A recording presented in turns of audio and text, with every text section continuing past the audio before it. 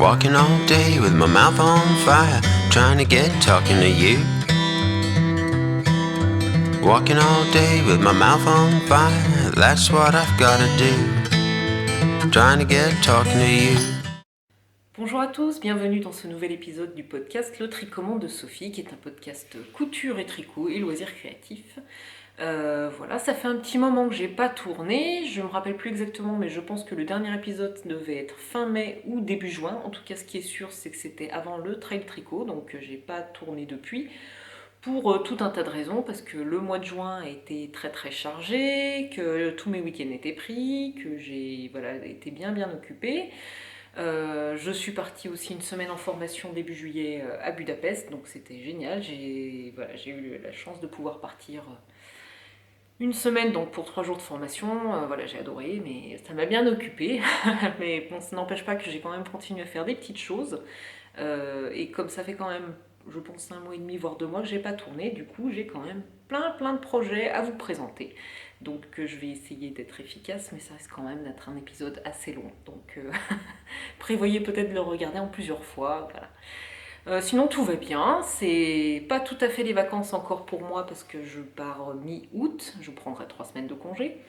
Mais les filles sont en vacances chez les papis-mamies depuis début juillet, donc c'est quand même un petit peu plus cool au niveau rythme, puisque du coup c'est quand même moins la course le soir. Je profite, je vois plein de copines, j'en profite à fond.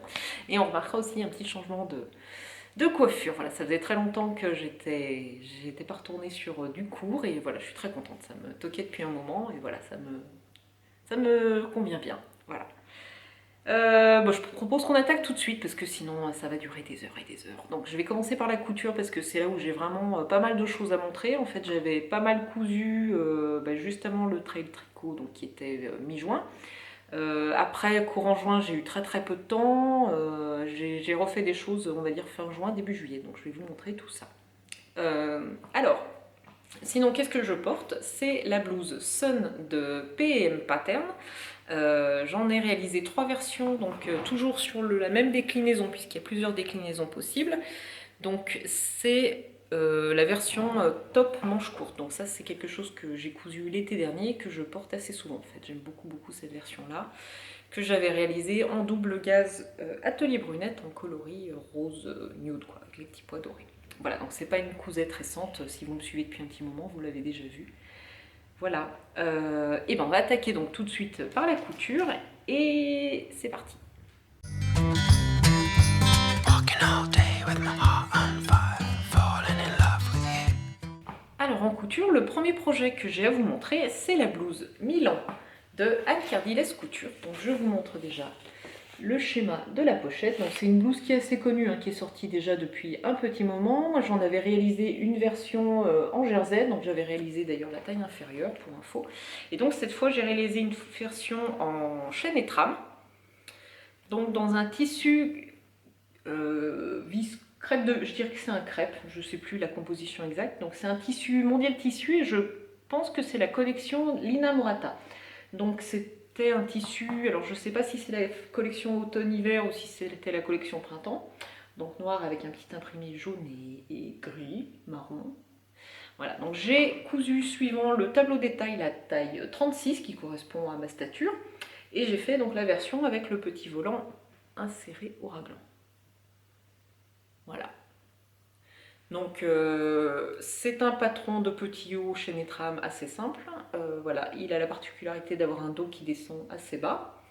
La seule modification que j'ai faite, moi, c'est que plutôt que de faire la finition d'encolure avec un biais, comme indiqué dans le patron, j'ai réalisé des parentures.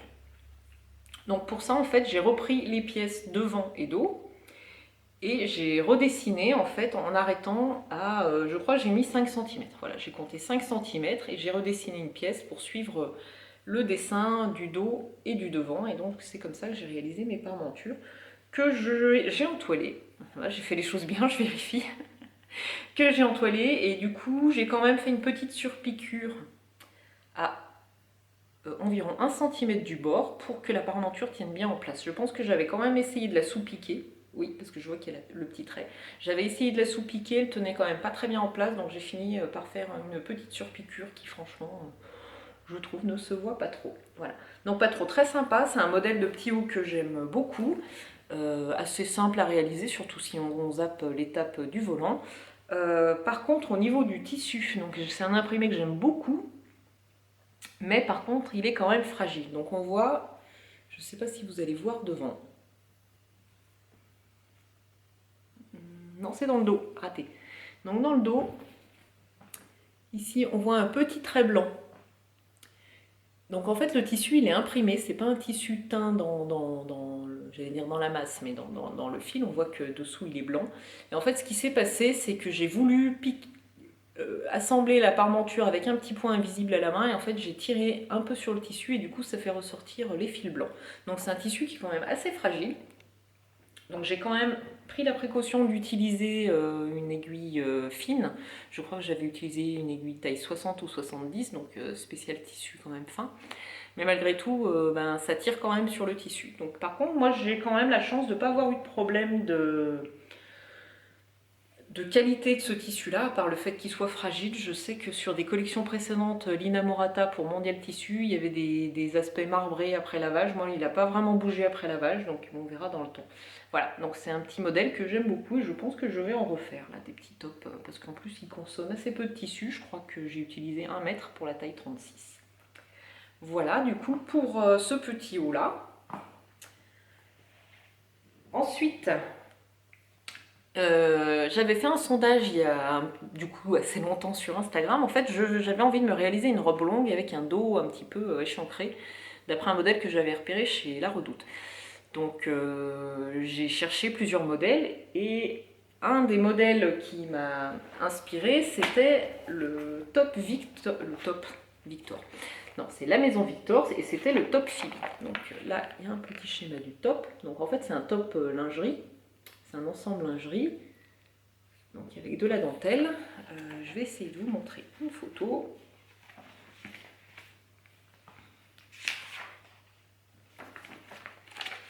Alors,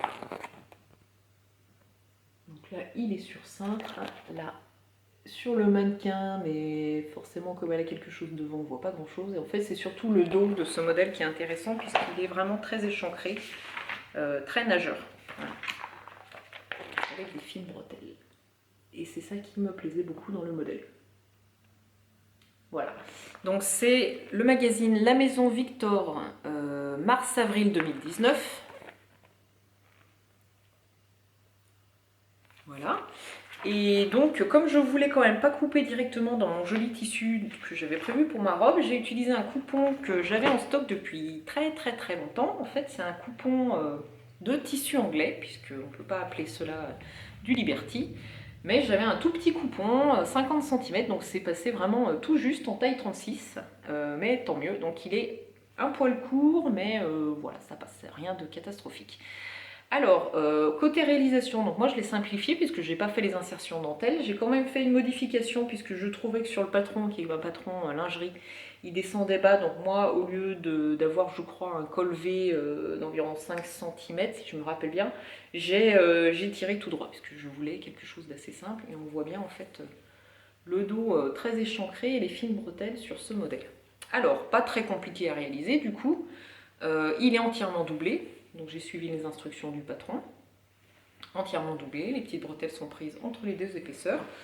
Alors, il est mignon, par contre moi je le trouve un peu court, et le gros problème en fait c'est que la forme ne me convient pas. Voilà, donc j'ai bien fait de faire une version test pour vérifier, parce qu'en fait je vais l'essayer tout de suite pour vous montrer. Voilà, moi j'ai toujours eu les épaules carrées. Depuis que je fais de l'escalade depuis 3-4 ans, ça s'est pas arrangé. Donc j'ai quand même des épaules assez carrées, j'ai des bras. Voilà, hein mes gros biceps. Et en fait, avec ce genre de top, j'ai juste l'impression d'être Golgoth, quoi. Ça me plaît pas du tout. Voilà, donc je pense que ça va très bien pour des petites statures. Pendant, je suis pas quelqu'un de très épais, etc. Mais ça convient pas à ma carrure. Enfin, moi, je me trouve pas très féminine dans cette forme-là. Donc, je vais vous montrer tout de suite, comme ça, au moins, on n'en parle plus. Alors, bon, j'ai gardé le soutien-gorge dessous, ça fait pas très joli, mais si je devais le porter, je le porterais avec un soutien-gorge sans bretelles. Et donc déjà, voilà, il est quand même relativement court. C'est pas catastrophique, mais il est un peu court. Alors le dos, très joli, mais voilà. On va faire ça, ça sera plus simple. Très joli, bien échancré, mais c'est vrai que bon, de dos, on va dire ça va, mais c'est surtout devant où je trouve que ça fait des épaules très carrées. Voilà, surtout que j'ai tendance à me tenir un peu les épaules en avant. Bon, je sais pas ce que vous en pensez. Moi, je suis pas conquise, quoi. J'étais pas. Voilà, c'est mignon, mais sans plus. Je suis pas sûre que ce soit ce qui me met le plus en valeur. Voilà. Je vais juste descendre un peu la caméra parce que je pense qu'elle est un peu haute. Voilà. Je sais pas si c'est mieux. Bon, peu importe. Donc voilà pour le petit top Phoebe de la maison Victor. Sympa, mais sans grande conviction. Voilà, pas plus que ça. Et du coup, pour réaliser ma jolie robe dans mon tissu qui attendait depuis un an ou deux, je suis partie complètement sur un autre patron. Donc en fait, c'est un tissu qui est très fleuri, très chargé. Je vais vous montrer tout de suite le tissu. Voilà, c'est un coupon de 2 mètres de viscose que j'avais acheté chez Cousette. Donc c'est leur tissu, je crois, jardin d'hiver, enfin je sais plus. Il y avait 2 couleurs, il y avait noir et jaune, moi j'avais choisi le noir. Et donc pour ce tissu qui est quand même relativement chargé, j'avais envie d'une robe longue, mais je voulais une forme simple, parce que justement, je pense qu'avec cette forme-là, il n'y a pas besoin d'une robe très travaillée, sinon on ne voit pas du tout les détails. Et du coup, j'ai cherché, et je suis restée en fait sur un patron que j'avais moi en stock depuis un petit moment, qui est la robe d'Au Brasil de Vanessa Pouzet. Donc c'est une robe type débardeur, avec un dos qui descend relativement bas. Et il y a une possibilité de mettre des petits liens en fait entre les épaules dans le dos pour faire un petit dos. Donc voilà, la version de Vanessa Pouzet, elle est proposée en 2 longueurs. La version, on va dire, courte, qui doit s'appeler Copacabana, et la version, on va dire, mi-longue, qui s'appelle Saint-Malo. Donc moi, j'ai fait une version, je sais pas, un truc plus froid que Saint-Malo, puisque j'ai fait une version maxi dress qui descend jusqu'aux chevilles. Alors, côté réalisation, pareil, je crois que j'ai fait la même chose que pour la... Non, il y a des parmentures, j'ai rien dit. Je pensais avoir ajouté les parmentures, mais je vois qu'elles sont incluses dans le patron. Donc, je vous la présente comme ça, puis ensuite je vous l'enfilerai. Donc, j'avais déjà décalqué le patron puisque j'avais fait un petit haut, mais je pense qu'il y a bien 7 ou 8 ans. Que j'ai en fait assez peu porté, je ne sais pas pourquoi. Je pense que mes finitions étaient pas belles, j'en étais pas très contente, donc pas très fière, donc je n'ai pas vraiment porté. Donc je l'ai réessayé, je l'avais coupé à l'époque en taille 38 parce que j'étais un petit peu plus épaisse. Et là, quand j'ai essayé mon top, ça allait encore à peu près, donc j'ai gardé le 38. En fait, j'aurais clairement dû faire le 36 parce que elle est un peu, quand même un peu large, mais c'est pas dramatique. Je vous montrerai en l'essayant. Donc j'ai fait les petits liens dans le dos. Elle est version parmenture. Ah oui, donc je sais ce que j'ai modifié. En fait, voilà, il me semblait avoir modifié les parmentures. Quand on voit sur le schéma, c'est des parmentures arrondies. Mais non, mais en fait, je dis n'importe quoi. Oui, c'est des parmentures arrondies. Ouf, je suis désolée, c'est brouillon, je redémarre. Donc c'est des parmentures arrondies, donc je savais pertinemment qu'elles auraient du mal à tenir en place, parce que c'est un petit peu mon problème, même sous piqué. Donc ce que j'ai fait, c'est que j'ai redessiné complètement les parmentures devant et dos, pour en fait avoir des parmentures, on va dire, plus intégrales, qui s'assemblent sur les côtés de la robe. Voilà, je ne sais pas si vous voyez, donc en fait je vais la mettre à l'envers, ça sera plus simple. Donc j'ai fait des parmentures plus complètes et du coup j'ai dû changer le montage, puisque du coup avec ce type de montage on se retrouve à... Voilà, on voit que j'ai redessiné les parmentures pour inclure en fait les emmanchures. Donc j'ai repris des explications de montage de robe type ce qu'ils appellent 3 trous. Si vous cherchez des tutos sur internet, cherchez par exemple le tuto doublure avec la cuillère en bois. Je sais, ça peut paraître bizarre, mais en fait, il y a une petite astuce de montage pour ce type de robe où on utilise une cuillère en bois qui permet en fait de bien venir aplatir les marges au niveau des épaules, et c'est vrai que ça facilite du coup la mise en place de l'assemblage doublure. Donc je vous mettrai le lien dans les notes en bas de la vidéo ou et également sur le blog pour vous expliquer comment ça marche. Donc voilà, ça c'est une des modifications que j'ai faites. en plus de vraiment la rallonger. Donc je me rappelle plus exactement de combien j'ai rallongé, mais je crois qu'entre les deux pièces patron, donc haut et bas, puisqu'il y a 2 longueurs, j'ai dû rajouter 50 cm pour que vraiment la robe me descende jusqu'en bas.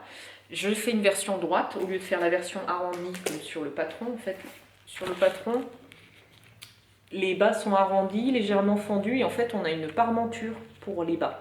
Moi sur mon top c'était pas joli, ça tenait pas en place quand j'avais fait une version top. Donc là ce que j'ai fait c'est que j'ai continué tout droit ma robe, j'ai pas fait les versions arrondies mais j'ai quand même fait une fente sur le côté et j'ai fait des ourlets tout simples repliés. Je l'enfile et puis comme ça je vous montre un petit peu ce que ça donne. Alors me revoilà, donc au niveau de l'encolure j'aime beaucoup, elle est bien dégagée. Après, le petit reproche que je fais, c'est qu'effectivement, si je pense que la taille est un peu grande parce que au niveau du soutien-gorge, ça descend un peu bas. Et pareil, devant, en fait, je passe mon temps à la remonter parce que sinon, j'ai l'impression que ça n'arrête pas de descendre et qu'on voit apparaître le soutien-gorge. Donc, je pense que la taille en dessous, du coup, aurait été un petit peu mieux. Voilà, c'est pas catastrophique. Donc, j'ai bien reculé la caméra pour essayer de prendre une robe, la robe de loin. C'est un peu compliqué les robes longues, hein. Voilà, donc moi je la porte ceinturée.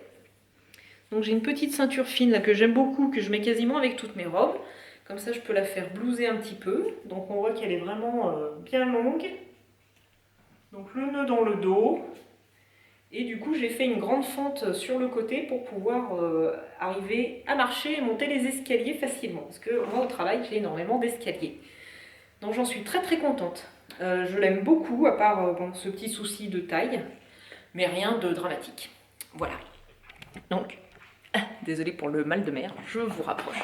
Donc je rappelle, c'est la robe d'Au Brasil de Vanessa Pouzet. Voilà, je suis très contente, le tissu il est juste hyper agréable à porter, super léger, enfin voilà, je suis vraiment ravie du résultat, elle me plaît beaucoup et je vais probablement à l'occasion refaire ce modèle pour des tissus un peu chargés, mais pas voilà, dans la bonne taille ce coup-ci, ça sera mieux. Voilà. Donc ça c'était pour la robe d'Au Brasil. Ensuite j'ai refait une Sun de PM Pattern, toujours comme le petit haut que je portais juste au début de l'épisode, mais cette fois en version robe puisque j'ai déjà fait 3 fois le top. J'ai fait une fois la version manche longue et j'avais encore jamais tenté la robe, donc cette fois c'est chose faite. Donc j'avais en stock toujours une double gaze de Atelier Brunette, mais cette fois dans le coloris vert. Vert forêt, je crois, je ne sais plus comment il s'appelle. Alors, j'avais 1,50 m que j'avais acheté chez les Filles sans bobine. Je surveille parce que monsieur est en train de tailler. Non. Non. Oui, donc petite interruption puisque monsieur était en train de me fermer tous les volets de la maison pour ne pas faire trop rentrer la chaleur, mais du coup, il me mettait dans le noir pour tourner l'épisode, donc c'était quand même pas super pratique. Voilà, donc j'ai rouvert les volets, j'en ai profité pour me changer, comme ça c'est beaucoup plus simple, ça fait un montage en moins pour vous montrer. La robe, donc toujours Sun de PM Patterns que j'ai cousu cette fois en version robe. Donc dans une double gaze vert émeraude Atelier Brunette que j'avais acheté chez les Filles sans bobine, donc dans la boutique des copines de Cécile Que font mes mains, qui est à Neuville-de-Poitou si je me rappelle bien. Voilà. J'ai utilisé 1,50 m de tissu pour la taille 36. J'ai fait très peu de modifications, à part une qui était volontaire et une autre qui l'était beaucoup moins. Je vais vous expliquer tout ça. Alors la première qui est un peu visible, c'est sur les parements d'emmanchure. Donc normalement, sur ce modèle, on a un petit parement qui vient se monter qui est relativement large. Voilà. Donc c'est une bande qui est quand même large. Et moi, sur ma robe, j'avais envie de quelque chose de plus fin. Donc en fait, j'ai utilisé seulement la moitié du parement. Voilà, donc en fait, j'ai coupé ma pièce parement, mais j'ai utilisé la moitié de la longueur.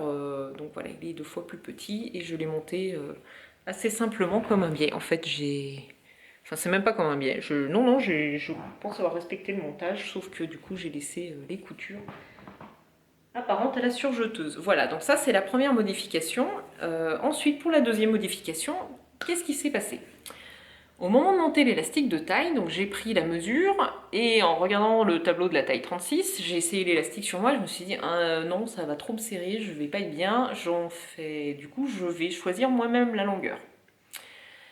faut pas faire ça, il faut croire à ce que dit la créatrice. Donc j'ai choisi une longueur, je pense que j'ai rajouté quand même bien 10 cm par rapport à ce qu'elle indiquait, en me disant non mais c'est bien, je vais la porter sur les hanches, je serai pas serrée, c'est mieux. J'ai monté mon élastique, et là j'ai suivi les indications qui disaient si votre machine possède un petit point zigzag triple, profitez-en, utilisez-le, ça sera plus costaud.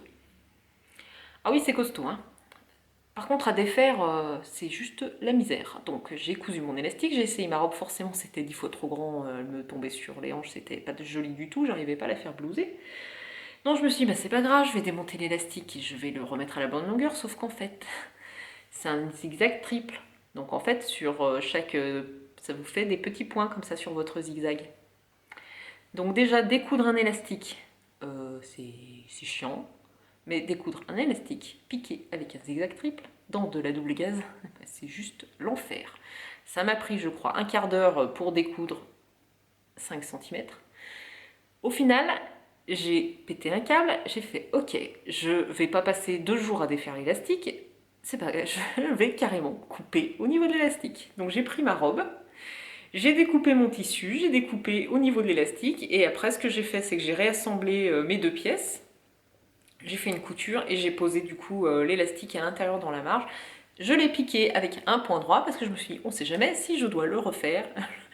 J'ai pas du tout envie de recommencer à redéfaire mon élastique triple. Non, parce que bon, à force de découper quand même à chaque fois 2 cm dans ma robe, j'allais finir par avoir une version ultra courte. Donc c'était pas vraiment ce que je cherchais puisque c'est une robe pour aller au travail.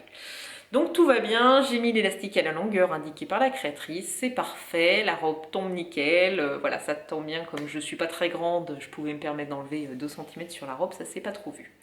Je vais reculer un tout petit peu la caméra pour vous montrer, désolée pour les manips, mais je n'ai pas vraiment le choix. Voilà. Alors, voilà ce que ça donne. Donc toute simple, très agréable à porter, voilà, du coup, j'ai dû la couper en deux au niveau normalement de la position de l'élastique, mais voilà, ça se voit pas trop. Elle tombe très bien et j'en suis ravie. Et je l'ai coupée en taille 36, mais je crois que je l'ai déjà dit, je sais, je radote, mais comme je prépare l'épisode, toujours 5 minutes avant de tourner, des fois, c'est pas grave. Donc ça c'était pour la Sun, et après je suis toujours dans ma période robe parce qu'en fait j'adore coudre des robes l'été, même si j'en mets pas beaucoup, mais en fait je crois que j'ai trouvé un bon compromis, ce sont les robes longues. Parce qu'en fait moi je travaille dans un environnement industriel, faut quand même faire attention au niveau sécurité, donc c'est vrai que les jambes nues c'est un peu des fois pas risqué, hein, j'en mets quand même, mais des fois il faut quand même faire un peu attention. Mais je me suis dit que du coup avec les robes longues, ça me protégeait quand même les jambes, même si en contrepartie, je risque de m'accrocher la robe dans les outils ou je ne sais quoi, bref, bon, j'essaye les robes longues. Donc j'en avais quand même pas 50 dans ma garde-robe. Et il y a un modèle de robe longue qui me plaisait beaucoup, que j'avais vu sur Instagram, pour lequel j'avais eu un coup de cœur, c'est la robe Kielo Dress de Named Pattern. La fille qui bégaye. Donc cette robe Kielo Dress, Kielo Wrap Dress, je l'ai vue je crois sur le compte Instagram de Barbara Panduro. Donc elle avait fait une version, il me semble, vert émeraude qui lui allait à merveille, que j'avais trouvé juste hyper féminine. Et du coup j'ai acheté le patron en version PDF. Il est un peu compliqué à l'assemblage, mais moi j'ai quand même la chance d'avoir un service reprographié au travail, donc ils peuvent imprimer des planches à zéro. Et comme je fais partie de la section couture de mon travail, il suffit que j'envoie le fichier et il m'imprime la planche. Voilà, donc là j'avoue que j'en ai bien profité, j'ai imprimé mon patron en A0, je l'ai découpé et je ne me suis pas cassé la tête à imprimer les 50 pages du patron. Enfin je ne sais pas s'il y en a 50, mais il y en avait quand même pas mal à assembler. Du coup j'ai cousu une robe en jersey noir, je pense que ce jersey il doit venir de chez Mickey. Je vous remets le lien parce que régulièrement on me demande où j'ai acheté mes jerseys et sweats récemment. Et j'ai cousu une version toute simple, noire. Alors sur cintre, ça va pas rendre grand chose. Voilà, fais coucou à monsieur. Voilà. Sur cintre, ça va pas rendre grand chose, elle a une forme assez particulière. Donc en fait, ça va être compliqué à montrer. C'est une robe avec des liens qui s'enroulent autour de la taille, donc d'où le nom Wrap Dress. J'ai cousu la taille 36 suivant le tableau des tailles. J'aurais peut-être pu faire le 34 pour qu'il soit un peu plus ajusté. Je pense que si j'avais dû faire une version chaîne et trame, qui je crois est possible sur le patron, je suis pas complètement sûre, mais j'ai vu sur Instagram des versions chaîne et trame, j'aurais conservé le 36 pour être sûr qu'il s'enfuit bien. Ah, il a changé de fenêtre. Coucou. Ouais. Bref, non mais ça vous fait rire et puis moi aussi, donc c'est pas grave, je couperai pas au montage. Je vais le laisser, ça lui fait plaisir. Voilà. Donc j'ai cousu la taille 36. Je pense que le 34 aurait pu être un peu plus ajusté, un petit peu mieux. Je vais vous montrer pourquoi. Je l'enfile et puis comme ça, vous verrez par vous-même. Alors, je vais vous montrer tout de suite l'originalité de cette robe. C'est qu'en fait, quand on regarde les pièces à plat, elle a cette forme-là avec les liens. Et on peut l'enrouler. Donc, soit derrière, soit comme moi je préfère, par devant. Donc en fait, on vient la croiser. On fait le tour, on saucissonne, on fait un nœud. Et voilà, on a une robe juste super confortable et en plus super féminine que j'adore. Voilà. Donc, je la trouve hyper belle. Surtout comme ça en noir, j'en suis ravie. Elle a des petites pinces ici. Elle est coupée en deux dans le dos. Voilà. Pour pouvoir permettre derrière en fait de faire une fente pour être à l'aise pour marcher. Alors par contre, je vais vous remontrer encore un peu, je ne sais pas si, avant de me rapprocher, voilà, on voit qu'elle est nouée devant. Voilà, je la trouve, j'adore cette robe, je la trouve magnifique, elle est juste assez simple, plutôt facile à coudre, hyper facile à enfiler, enfin, c'est juste doudou. Et en fait, voilà, je la trouve un poil grande ici, aux aisselles, donc peut-être qu'en 36, elle aurait été mieux. Alors, je ne sais pas comment sont taillés les mannequins ou la stature de référence sur la chaîne M de Pattern. Bon, alors moi je suis petite, hein, je fais moins d'1m60. Je pense que j'ai enlevé 15 cm sur la robe, hein, quand même 15 cm. Ça m'arrive assez rarement à ce que. Je sais pas, j'ai pas vérifié, je crois que la stature, bon, c'est peut-être logique, mais du coup j'ai quand même enlevé 15 cm. Et j'ai pas modifié la fente, j'aurais dû, parce que du coup, bon, je pense qu'avec 10-15 cm de plus sur la longueur de la fente, j'aurais été un petit peu plus à l'aise pour marcher. Rien de catastrophique, c'est du jersey, donc je m'en sors bien, mais c'est vrai que c'est quand même pas l'idéal. Mais sinon, voilà, j'en suis très très contente. Je vais sûrement la refaire. J'aimerais bien la refaire en vert, comme Barbara. Faut que je trouve un bon jersey. Je pense qu'il faut un jersey de coton. Quelque chose quand même d'un peu épais pour avoir une jolie tenue. J'ai peur qu'avec un jersey type viscose, ça soit trop. Enfin, je sais pas en fait. Bon, il faut un joli jersey.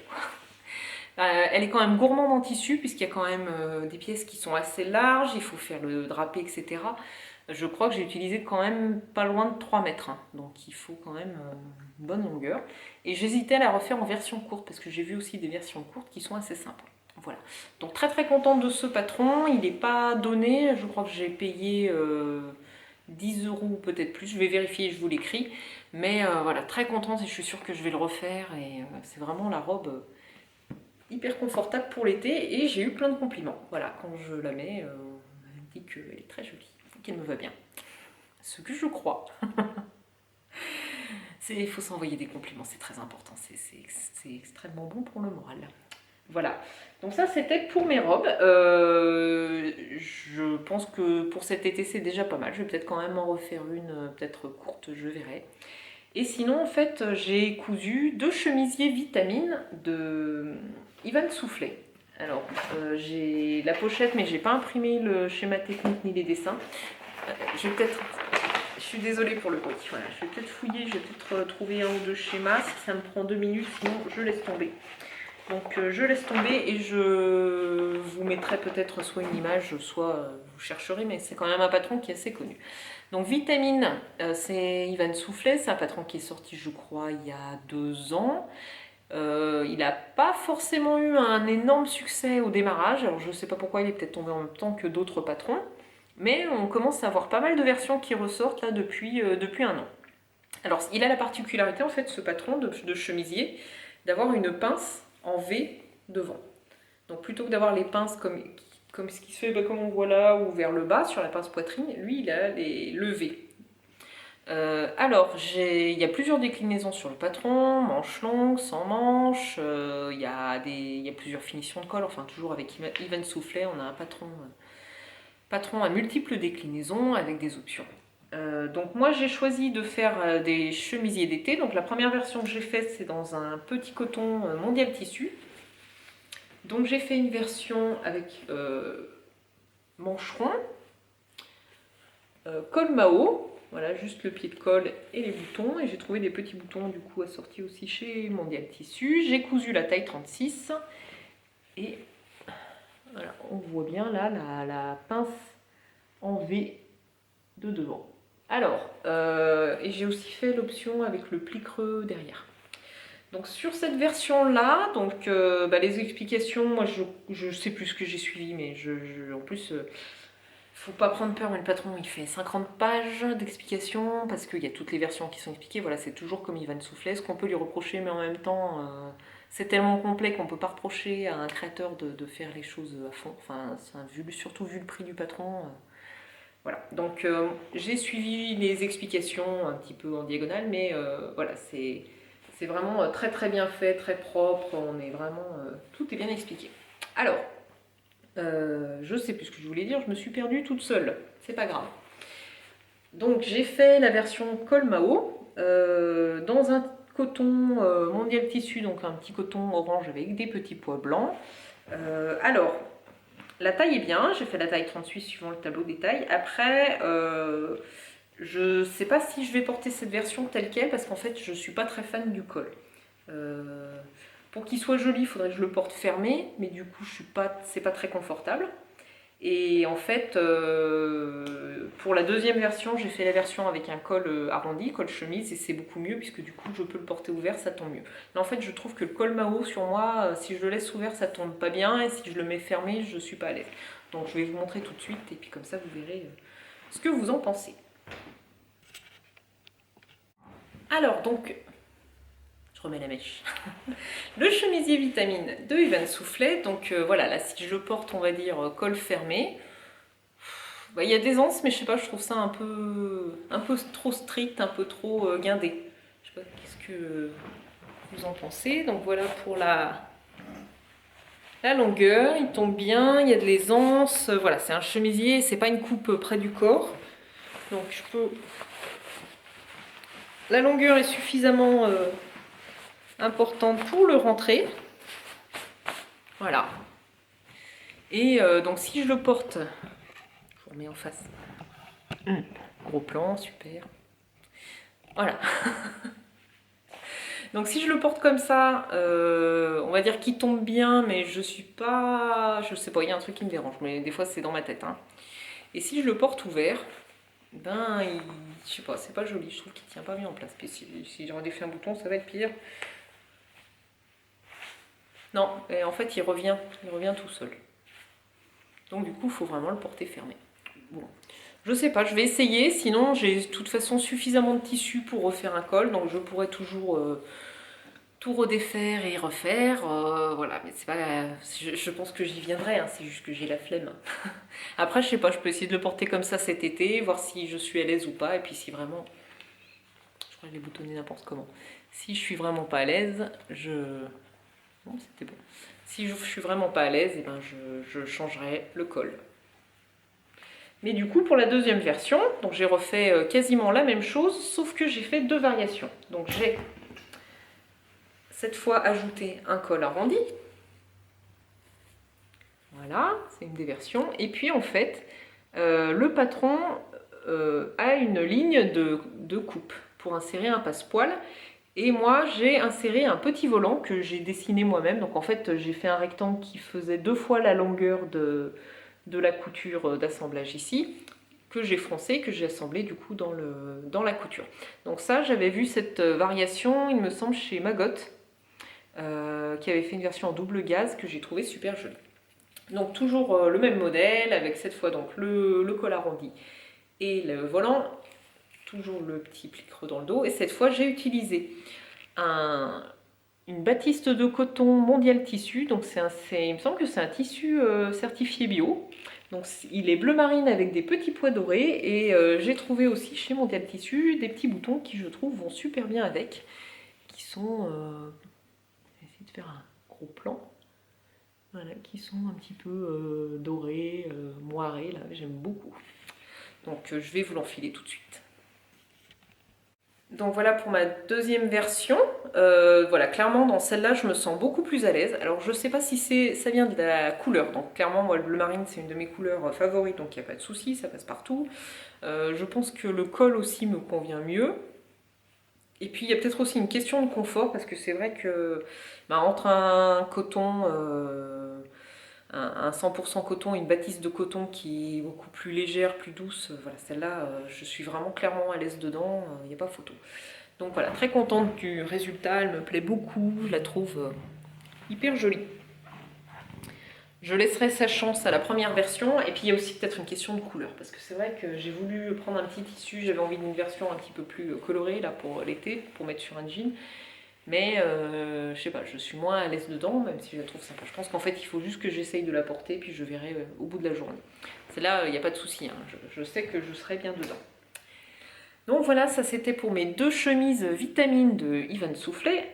Donc les deux complètement 100% Mondial Tissu, que ce soit les tissus, le bouton ou le fil, et peut-être même l'entoilage. Donc comme ça, voilà, donc je ferai des photos là pour alimenter un peu Instagram, puisque j'ai quand même pas mal de choses à montrer. Et les dernières petites pièces couture que j'ai à vous montrer, puis on va quand même arriver au bout de cette partie couture qui était assez importante, c'est de la couture pour enfants, puisque j'ai eu la chance en fait de tester pour ma copine Domiti qui vient de partir pour un tour du monde de 1 an avec sa petite famille. Donc un des derniers patrons qu'elle a sorti du coup, c'était un patron de body en collaboration avec Muriel des Étoiles et des Pois. Si vous ne connaissez pas, ce qui m'étonnerait, son compte Instagram, son podcast et son blog, je vous invite à aller voir parce que moi Muriel je la suis je pense depuis une bonne dizaine d'années, j'adore ce qu'elle fait, j'adore son univers, voilà, si tu me regardes Muriel, gros bisous et surtout n'arrête pas. Donc le patron, c'est donc un patron de body, il y a plusieurs, il s'appelle Woogie Body, Body Woogie, un petit jeu de mots. Donc moi j'ai utilisé un jersey bleu marine de chez Mickey, que j'ai coupé la taille 8 ans pour Alice qui commence à mettre du 10 ans, mais en fait chez Domiti, je sais qu'il faut que je prenne systématiquement l'âge d'Alice. Alice a 8 ans, donc le 8 ans, ça lui correspond parfaitement. Si je prends le 10 ans, comme elle commence à mettre dans le commerce, c'est beaucoup trop. Donc j'ai testé la taille 8 ans, j'ai fait une version, il me semble que c'est avec le dos qui est le plus arrondi, c'est pas les versions petites bretelles, et les mancherons. Donc j'ai laissé les mancherons accrus. Et donc finition avec élastique lingerie. Alors il est dégoûtant parce que je n'avais pas vu, mais Alice l'a remis tel quel dans son placard. J'ai essayé de le nettoyer avant l'épisode, mais bref, il est plein de taches et il va partir au sale. Voilà.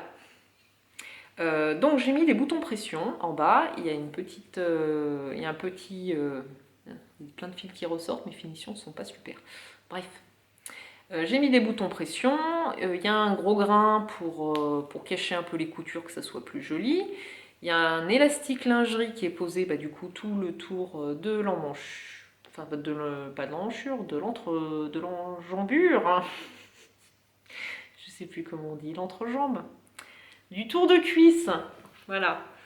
Donc tout le tour de cuisse, il y a un élastique lingerie, donc moi j'avais dû acheter chez... Voilà, une boutique pour élastique sur internet qui est super connue par celles qui font de la lingerie justement. Ça me reviendra pas, donc je vais vous l'écrire juste ici, voilà. Et donc j'ai mis cet élastique à lingerie. Donc la taille est impeccable. Après, voilà, il lui va super bien, j'ai beaucoup aimé. Le vrai souci, c'est que je pense que j'ai mal choisi mes pressions. Elles sont un peu trop compliquées à mettre pour Alice et du coup, en fait... dès qu'elle va aux toilettes, c'est la cata. Mais ça, c'est clairement de ma faute parce que je sais que les autres testeuses n'ont pas de problème. Donc il faut que je prenne le temps de changer les pressions et de trouver quelque chose de plus facile à mettre pour Alice. Voilà. Et comme je le trouvais très très joli, ce petit body, j'ai fait une petite jupe toute simple, élastiquée pour aller avec. Voilà. Donc c'est un tissu pour lequel j'ai eu un coup de cœur. C'est dans une petite boutique à Sanary, donc à côté de, pas très loin de Toulon, Bandol, quoi, c'est Sanary-sur-Mer. Donc il y a un petit magasin de tissus qui est vraiment très très chouette, qui s'appelle Un jour à San. Il y a un compte Instagram également. Et donc ça, c'est un coupon de tissu Rico. Donc j'ai acheté 50 cm et j'ai cousu une jupe élastiquée toute simple. J'ai taillé dans la laise, si je me rappelle bien. Voilà, j'ai pris la laise, j'ai mis un élastique doré que j'avais acheté chez Mondial Tissu. Donc j'ai cousu comme ça, c'est-à-dire que j'ai froncé la jupe, je l'ai mis à l'intérieur de l'élastique et après j'ai assemblé avec un point zigzag, pas triple. Je sais pas, j'avais dû le sentir. Voilà, donc elle lui plaît beaucoup, ça fait un ensemble super mignon avec le petit body, voilà, j'aime beaucoup. Et j'aurais presque envie de m'en refaire une pour moi, surtout moi qui adore le bleu marine, ça irait super bien. Bon, pas avec ma chemise, hein, mais oh, quoique. Voilà, donc je sais pas, peut-être que si j'arrive à retrouver du tissu, je me ferai une petite jupe aussi pour être assortie à ma fille. Donc ça c'était donc le patron Woogie de Petit Dôme en collaboration avec des étoiles et des pois, et puis la jupe patron maison, taille élastiquée, toute simple. Voilà, donc c'en est terminé pour la partie couture. J'ai quand même fait pas mal de choses depuis 2 mois. J'ai quelques projets, je ne sais pas encore. Ça va être un peu à l'instinct, à l'envie. Voilà, parce que j'avoue que j'ai un peu la flemme en ce moment de coudre. Je ne sais pas si vous êtes comme ça aussi, mais avec l'été, je profite de voir du monde le soir. Je rentre un peu plus tard. Enfin bref, on verra quand je serai en vacances, si ça revient. Donc c'en est terminé pour cette partie couture. Je pense que c'était assez long, j'ai pas regardé combien de temps ça prenait. Je vais enchaîner avec la partie tricot. Sauf si je vois que l'épisode couture et la partie couture est très longue, je ferai peut-être 2 épisodes séparés. Voilà. Sur ce, c'est parti pour le tricot. Walking all day with my heart on fire, falling in love with you.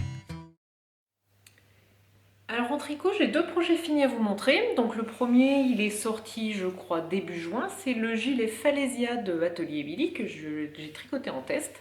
Donc vous l'avez déjà vu, je pense, pour ceux qui me suivent sur Instagram, mais j'en avais encore pas parlé dans le podcast, donc je vais le faire tout de suite. Donc c'est ce gilet. Donc c'est un gilet forme cropped, donc c'est-à-dire plutôt court, voilà. Avec la particularité en fait d'avoir un point dentelle au niveau des augmentations de l'emmanchure. Voilà, donc qu'on voit dans le dos et devant, et qui a une très jolie finition d'encolure et de bande de boutonnage, donc qui se tricote en même temps que le corps, ce qui est un point non négligeable, très agréable, et puis avec une petite finition en high-cord. Voilà, c'est une petite bordure high-cord sur le côté. Alors, je l'ai tricoté en taille 2, suivant le tableau des tailles. Il me va nickel. Donc du coup, si je me rappelle bien, je ne me rappelle plus exactement la taille 2, mais en gros, je dois avoir très peu d'aisance, voire même une toute petite aisance négative sur ce modèle. J'ai utilisé comme fil de la laine fil d'art, donc c'est la fil Merino 3,5 en coloris absinthe, donc c'est un très joli jaune. En fait j'avais envie d'une version jaune puisque j'ai pas mal de robes d'été qui contiennent du jaune, et je me suis dit que du coup ça sortirait plutôt pas mal avec, et il va aussi très très bien avec mon petit top Milan que je vous ai présenté dans la partie couture, donc le premier petit haut. Alors je vais l'enfiler pour vous montrer. Alors, il est donc plutôt court, c'est ce qu'on voit. Alors peut-être que moi le mien est particulièrement court, hein. Peut-être qu'au moment de le tricoter, j'ai peut-être un peu trop tiré dessus parce que j'ai l'impression que sur les autres testeuses il est plus long. À moins que j'ai une taille qui soit un peu plus basse, je sais pas, ce qui serait surprenant parce que comme je suis pas grande, enfin bref, pas grave. Donc il a des manches 3/4. C'est plutôt un gilet, on va dire intersaison, hein, ou voire même été, pour les soirées fraîches. Donc une encolure bien dégagée, très féminine, et puis cette petite emmanchure là avec le point que je trouve ravissante. Voilà. J'ai utilisé, j'avais 6 pelotes, donc il m'en reste une que j'ai à peine entamée. Ben, j'ai la balance à côté, comme ça je vais vous dire tout de suite combien il me reste. Il me reste 36 grammes, donc en gros j'ai utilisé 4 fois 50 grammes plus 36 grammes. Je n'ai pas envie de faire le calcul, j'ai tout marqué sur ma page Ravelry. Mais en vrai, je vais l'écrire dessous, mais du coup, j'ai utilisé à peu près 6 pelotes, moins de 6 pelotes pour la taille 2. En équivalent en écheveaux de 400 mètres, je pense que 2 écheveaux pour les petites tailles, c'est suffisant. Voilà, tout est indiqué de toute façon sur la page patron. Donc je l'aime beaucoup, j'étais pas forcément fan de ces gilets très courts.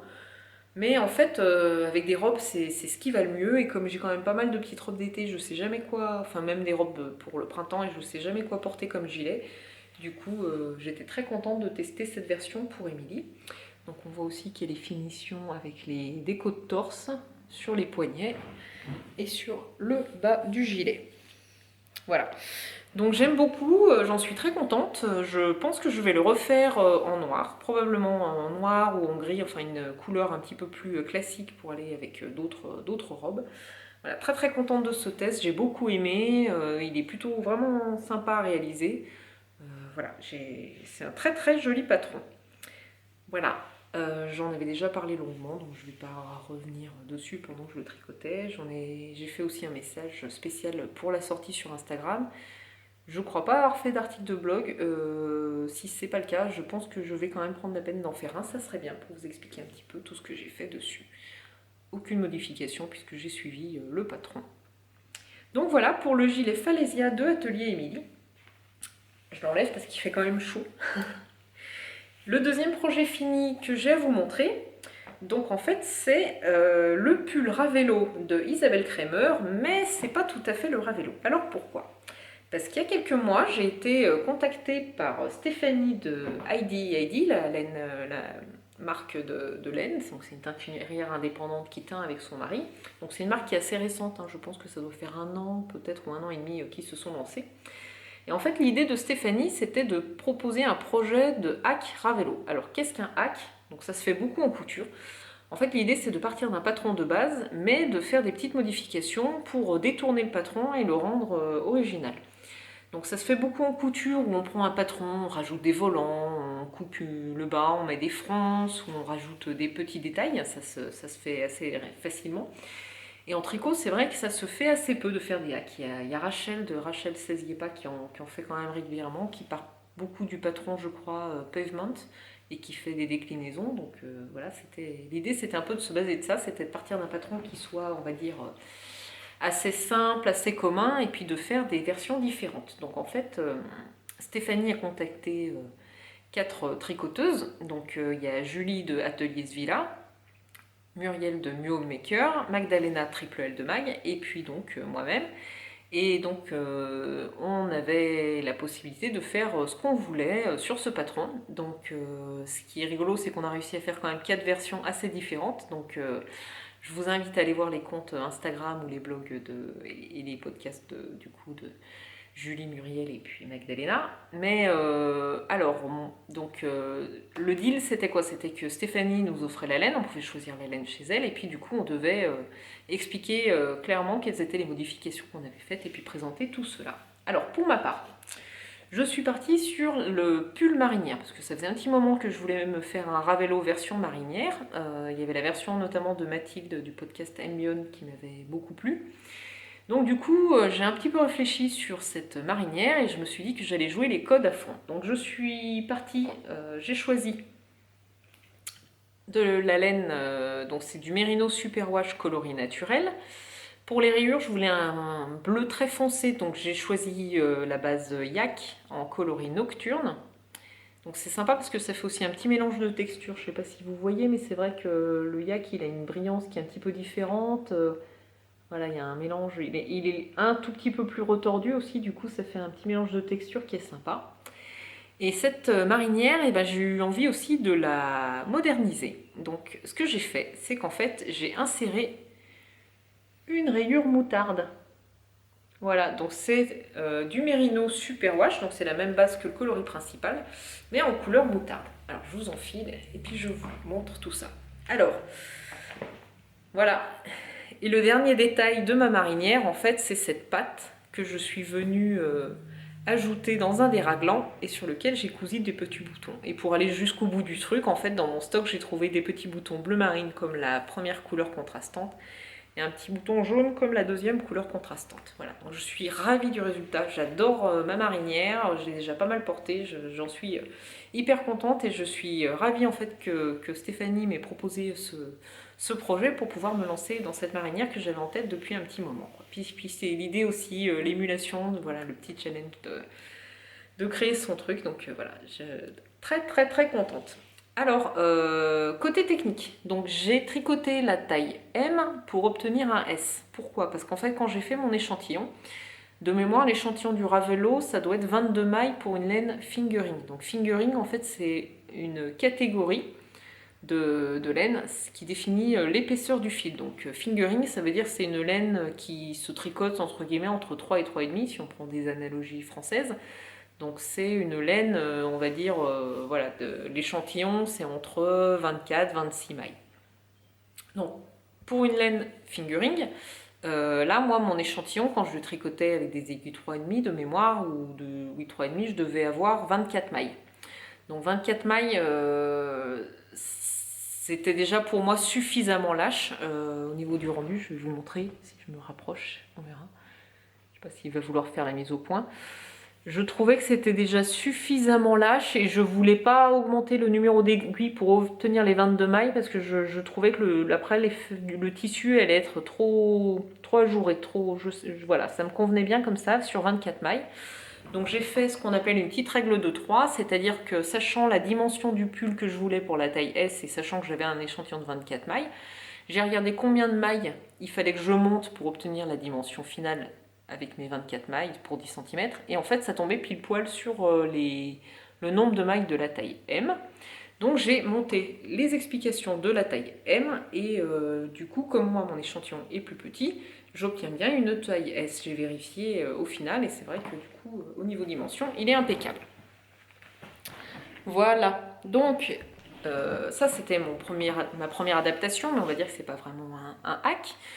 La première chose que j'ai faite en fait c'est de modifier le rythme des rayures. Donc moi je voulais une répartition de rayures à deux couleurs, on va dire, hormis cette bande contrastante. Donc j'ai suivi en fait les explications qu'avait donné Mathilde sur son compte Ravelry. Donc j'ai fait un rythme de 4 rangs de couleurs contrastantes 1 et 8 rangs de couleurs principales. Donc j'ai fait 4, 8, 4, 8, sauf pour la troisième rayure où j'ai utilisé donc un autre coloris et j'ai enchaîné ce rythme-là.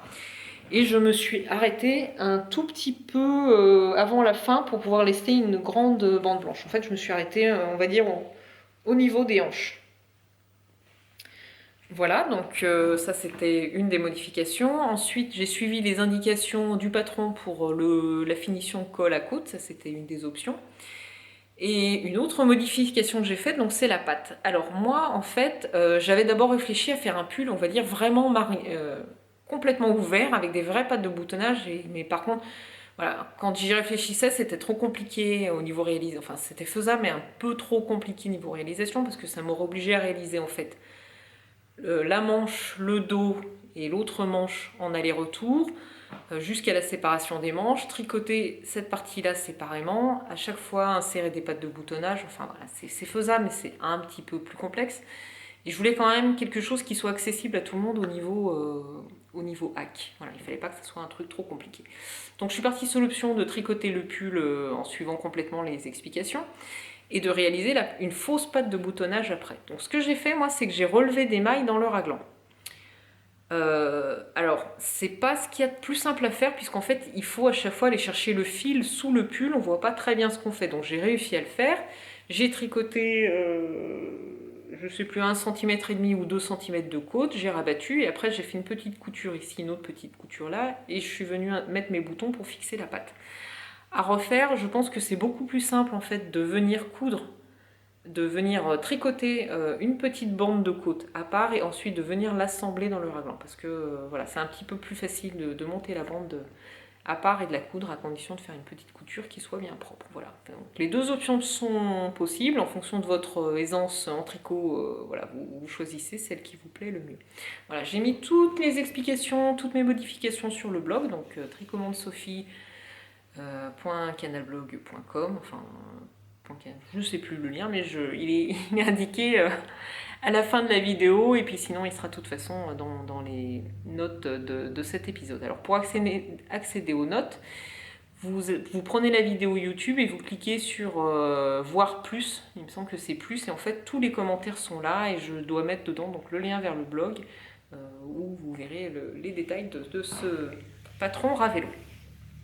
Donc au niveau quantité, pour un pull taille S, j'ai utilisé 2 écheveaux de couleur principale. J'avais un écheveau de couleur contrastante, mais il me reste 50 grammes, donc 50 grammes suffisent. Et là, j'avais un mini écheveau de 50 grammes et il me reste 30 grammes. Donc là, si vous prenez, je pense, un mini, ça peut peut-être passer. C'est peut-être juste, mais voilà, il faut environ 20 grammes pour faire cette rayure-là. Donc ça, c'était pour une taille S. Donc très très contente, voilà, j'en suis ravie. J'ai beaucoup aimé le tricoter. Par contre, j'ai fait la débile, c'est-à-dire que au moment du blocage, donc pour ceux et celles qui ne connaissent pas, l'opération de blocage, en fait, quand on tricote, consiste à mouiller son pull, à le faire tremper ou son ouvrage, et ensuite de le faire sécher à plat pour faire la mise en forme. Donc ça, c'est indispensable pour des ouvrages avec de la dentelle, puisque c'est ce qui permet en fait à la dentelle de vraiment se mettre en place, parce que sinon la dentelle elle a tendance à faire des ondulations et on voit pas bien le motif. Ça se fait aussi pour un pull ou pour même si c'est du jersey, puisque ça permet aussi de lisser les points. En fait, on voit moins les irrégularités du tricot, c'est un petit peu plus propre. Donc j'ai mis mon pull au blocage en me disant bien, attention, t'as quand même un fond clair, t'as une rayure foncée, tu le laisses pas tremper trop longtemps pour être sûr que ça ne dégorge pas. Je mets mon pull à tremper. Je descends juste faire une bricole ailleurs. Et en fait, à ce moment-là, est arrivée une copine. On a passé l'après-midi à discuter. J'ai complètement oublié mon pull. Donc on discute, on discute, on discute. Elle s'en va, on se dit au revoir, à bientôt, bisous, tout ça. Je claque la porte. Et là, il y a une petite connexion qui se fait dans mon cerveau en disant mais t'avais pas mis ton pull à tremper? Et là, la panique. Là, vous voyez les petites gouttes de sueur qui coulent en disant oh non, mais c'est pas possible. Et je me suis maudit, je me suis traité de tous les noms. J'ai couru jusqu'à la salle de bain. J'ai pris mon pull, je l'ai vite fait sécher. En fait, moi, pour le séchage, ce que je fais, c'est que je fais passer en cycle essorage dans la machine à laver. Et après, j'ai séché à plat. Et en fait, voilà, il a légèrement dégorgé, ça se voit à quelques endroits.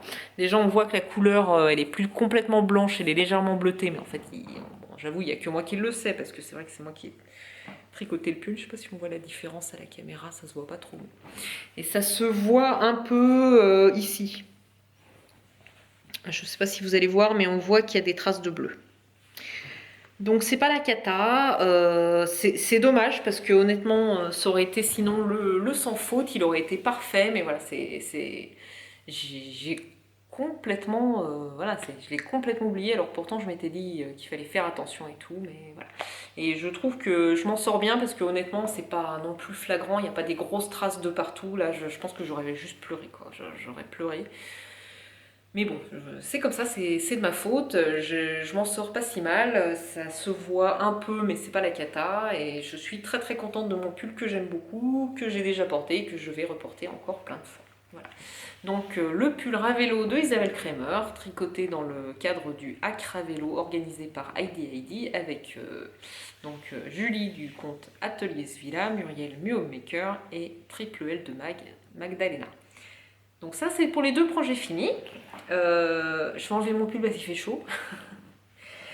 Et sinon, j'ai plusieurs en cours. Alors, vous savez que pour ceux et celles qui me suivent depuis un moment, je suis plutôt monoprojet. Sauf que là, j'ai commencé un projet pour le trail tricot. Je pense que je vous en ai déjà parlé, mais je vais vous remontrer.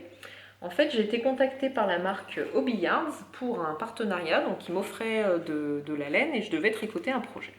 Donc j'avais choisi cette qualité-là, qui est du tencel bambou de chez Hobby. Donc comme son nom l'indique, c'est, si tu veux bien faire la mise au point, s'il te plaît, merci, bisous, merci. J'ai l'impression que c'est pas terrible. Voilà. Donc c'est un mélange 40% tencel, 60% bambou, donc c'est un fil d'été, très agréable, hyper doux. En fait, quand j'ai reçu les pelotes, j'étais vraiment hyper surprise, c'est d'une douceur, c'est vraiment super agréable. Donc j'avais choisi de réaliser le pull joli de non, c'est pas Justina Lorkowska, c'est Paula Wisniewska, que je dois sûrement très mal prononcer. Donc ce pull, en fait c'est un pull avec empiècement dentelle. Donc, je suis désolée, la photo n'est pas terrible, mais on voit bien en fait que c'est un pull dont le forme raglan et il y a toute une partie dentelle sur le haut du pull, donc les épaules et le devant. Alors, j'avais choisi de tricoter une version marinière.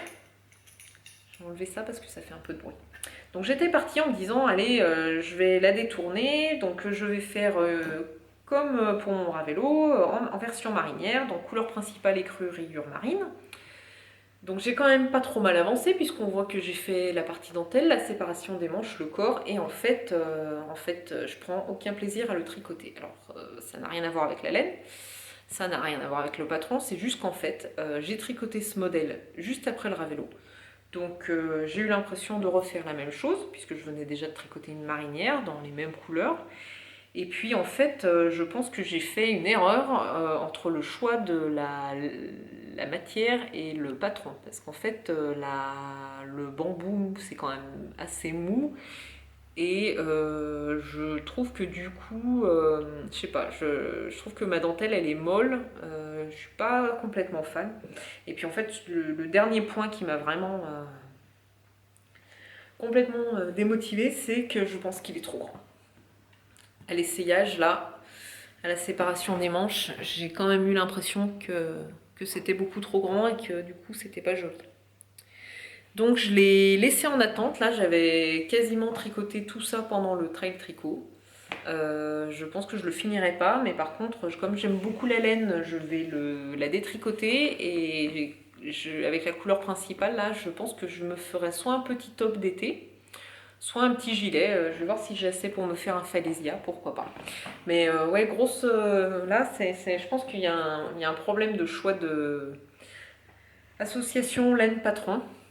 C'est complètement de ma faute, hein. Voilà, ça arrive, hein. Des fois on se rate, mais c'est pas grave, hein. Il suffit juste de s'en rendre compte à temps pour recommencer. Et ça me fait penser, j'ai oublié de vous dire un petit truc sur le Ravello. En autre modification que j'ai faite, c'est qu'au niveau du changement de couleur pour les rayures, dans le patron normalement ça se fait au milieu du dos.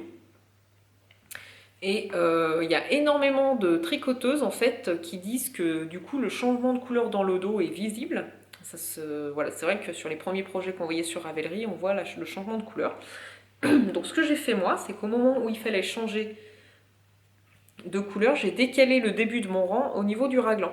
Et du coup, en fait, à chaque fois quand j'ai fait mon changement de couleur, je l'ai fait au niveau de la rayure, enfin au niveau du raglan. Et ensuite, je l'ai fait sur le côté. Alors je vais retourner pour vous montrer. J'ai laissé courir mon fil, par contre j'ai croisé tous les 4 rangs à peu près, donc en fait j'ai croisé uniquement pour la couleur blanche. Et donc vous voyez, j'ai fait courir le fil dans la fausse couture. Donc ça m'a permis de ne pas couper les fils et de ne pas avoir 50 000 fils rentrés. Ça se voit aussi, j'ai fait pareil dans le raglan et sur l'endroit, honnêtement, bon, le changement de couleur est un peu visible. J'ai utilisé aucune méthode particulière de changement de couleur, j'ai juste changé mes rangs, j'aurais pu, mais voilà, il y avait la fausse couture, je me suis dit que ça serait pas particulièrement visible. Bon, ça se voit un peu quand même, mais c'est pas catastrophique. J'ai essayé quelques techniques et en fait je trouvais que finalement celle qui était le moins visible, c'était de ne rien faire du tout à part laisser courir mon fil. Je vais y arriver, hein. Ouais, non mais oui, honnêtement ça se voit un peu, mais c'est pas... C'est beaucoup moins grave que si ça avait été au milieu du dos. Surtout qu'en fait on a la fausse couture, donc je pense que c'est vraiment pas la cata. On voit qu'il y a un décalage quand même, hein. Je l'avoue volontiers. Je l'admets. Donc voilà, ça c'était juste le petit aparté sur le Ravello, puisque j'avais oublié de vous parler de ça. Le pull joli, je le referai. Par contre, voilà, pas dans cette laine-là, pas en version marinière, parce que là je sature un peu des marinières. Et puis en fait, je pense qu'il y a un problème aussi de référencement du patron. C'est qu'en fait, le patron, quand on fait par exemple des recherches sur Ravelry en disant je cherche un pull en fingering, il nous propose le joli. Sauf qu'en fait, c'est pas un pull en fingering. Il y a de la fingering tricotée avec un autre fil. Donc au final, l'échantillon il est de 22 mailles et c'est plutôt un équivalent d'IK. Donc moi, quand j'ai fait mes recherches, je cherchais un modèle pour une laine, on va dire type fingering. Donc en fait, quand j'ai commencé à faire mes échantillons, ça collait pas du tout. Je sais plus du coup si j'avais tricoté la taille supérieure avec l'échantillon, enfin bref, mais de toute façon c'est quand même beaucoup trop grand. Donc si je dois refaire ce pull, que je pense que je ferai parce que je l'aime beaucoup, je prendrai une laine plus épaisse ou alors je tricoterai 2 fils ensemble. Voilà, donc ça c'était pour le pull joli qui va sûrement retourner à l'état de rien du tout. Et puis sinon j'ai un autre projet que j'ai commencé, c'est le pull Wool and Honey de Andrea Mori. Donc on l'a pas mal vu celui-là. Donc en fait c'est un pull, je ne sais pas si on va bien voir, donc c'est un pull avec un yoke, donc un empiècement circulaire, et avec un jeu de points qui donne un très joli effet alvéole. J'essaye de vous montrer. Je me cache. Voilà. Je pense pas que ça ait été la mise au point, mais il y a une autre photo que je vais vous montrer. Voilà. Avec un effet alvéole. Donc, oui, petite interruption de nouveau, puisque monsieur est rentré dans la maison après avoir fini de tailler la haie. Bref. Donc le deuxième projet en cours, c'est le pull Wool and Honey de Andrea Mori. Donc je suis très contente puisque j'ai enfin pu trouver un usage idéal pour une laine que j'avais dans mon stock depuis un moment, qui est de la laine Mon Chip Shop. C'est la base Lovely, donc c'est le mélange, il me semble, avec du cachemire et soie, donc c'est juste super doux, super joli. Et le coloris, c'est Bloomin'. Donc c'est une base pêche avec plein de jolis speckles de rose, vert, orange, enfin j'adore ce coloris. Par contre c'est un coloris qui est quand même très varié, donc je voulais un modèle qui le mette vraiment en valeur. Ça fait un moment en fait que je cherche le projet parfait pour cette laine que j'aime beaucoup. Et il y a quelques temps en fait j'avais vu dans le podcast de Émilie et Paul la version de Paul que justement elle a réalisée dans un coloris un peu similaire à Speckles et j'avais trouvé ça juste magnifique. Donc j'ai pas réfléchi très longtemps et j'ai utilisé ma laine que j'adore pour monter ce pull Wool and Honey de Andrea Mori. Donc voilà, j'ai juste fait le début puisque je dois le tricoter en duo avec ma copine Elodie de A Knitting Journey. Donc je me suis arrêtée au rang 25 à contre-cœur parce que le point est très addictif, très marrant. Donc je vous explique pas comment il est fait parce que ça fait partie du patron, mais voilà, pour celles qui ont déjà fait des pulls avec ce genre de mailles, voilà, je pense que vous imaginez très bien comment ça fonctionne. Voilà, donc très contente. J'avais un peu peur en fait au montage. Il faut pas prendre peur parce qu'en fait on a l'impression que la tête ne va jamais passer. Ça vaut le coup de faire un essai en fait une fois que vous avez monté vos mailles pour vérifier que c'est bon. Et moi ça passe, mais ça passe tout juste. Hein. D'ailleurs j'ose pas l'enfiler super mais ça va pas passer. Ça ne passe pas. Ça ne passe pas. Donc oui, moi je tricote, je crois, la taille S. Voilà, on verra ce que ça donne, mais je suis vraiment impatiente de pouvoir l'avancer. Donc message subliminal à Elodie, s'il te plaît, dépêche-toi, sinon je ne suis pas sûre de pouvoir t'attendre encore très longtemps. Donc celui-là commençait un peu après le trail, donc quand j'ai eu, on va dire, une grosse démotivation sur mon pull joli, donc j'ai monté mes mailles du Wool and Honey, puis j'ai tricoté quelques rangs, mais en gros j'ai passé 2 jours dessus, puis après j'ai vite arrêté pour attendre Elodie. Et depuis je tricote un autre projet que je ne peux pas vous montrer puisque c'est un test secret, toujours pour Atelier Émilie. Voilà, c'est un projet que j'aime beaucoup, je pense qu'il va beaucoup plaire, voilà, que je tricote avec des laines de chez Heidi. Donc je vous en parlerai quand il sortira, je pense courant octobre. Voilà, donc mes aiguilles sont toujours actives et j'espère terminer ce projet pour pouvoir enchaîner sur autre chose. Donc voilà, donc ça c'était pour les projets terminé en cours. Et puis il y a quelques entrées dans le stash, donc au trait de tricot. Voilà, je pense que vous êtes gavés du trait de tricot, tout le monde en a parlé, mais je le redis, c'était génial, j'ai adoré voir tout le monde. Je remercie encore toute l'équipe de Cécile, c'était un super moment. Voilà, donc nous on avait partagé un gîte, donc on est parti avec Elodie toutes les deux en voiture, faire le trajet. Il faut quand même être super motivé depuis Grenoble, parce qu'il y avait quand même, allez, 7-8 heures de trajet aller. Et donc, il y avait dans notre gîte qu'on partageait avec le groupe des Parisiens, il y avait Imogène, donc Big Bad Yarns, donc il y avait sa caisse de laine. Donc forcément, voilà, elle me l'a mis sous le nez, moi je suis trop faible, je n'ai pas pu résister. Et j'ai acheté 3 écheveaux de base, je crois qu'elle s'appelle Fluffy. Oui, c'est Fluffy. Donc c'est du 100% mérino, mais... Non, je vous dis, oui, c'est 100% mérino, mais c'est un fil single, donc c'est-à-dire c'est un fil solitaire, un fil mèche. Et la couleur c'est Grass is Greener, donc c'est un très joli vert clair qui tire légèrement vers le kaki, que je trouvais très lumineux. Donc c'est pas tout à fait le kaki dont je vous ai parlé la dernière fois, mais voilà, on n'est pas trop loin, et je trouve que du coup il est quand même très lumineux, j'aime beaucoup. Donc j'ai pris 3 écheveaux, je ne sais pas encore ce que je ferai avec, mais je trouverai sûrement une utilisation. Donc ça c'est du coup Big Bad Yarns. Sinon, j'ai fait du troc avec Elodie, puisqu'on a eu le temps de discuter pendant ces heures de voiture, on a parlé un petit peu de notre stage, tout ça.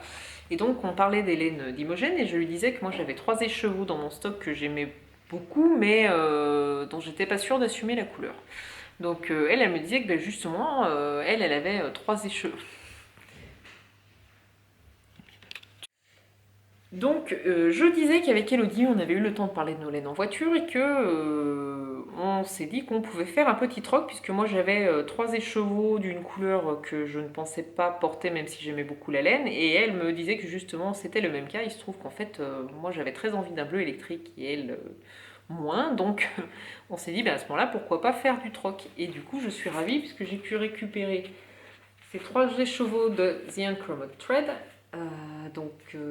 C'est The Uncommon Everyday, et donc dans un magnifique bleu électrique qui s'appelle Azurite. Donc c'est vraiment le bleu électrique que je cherchais.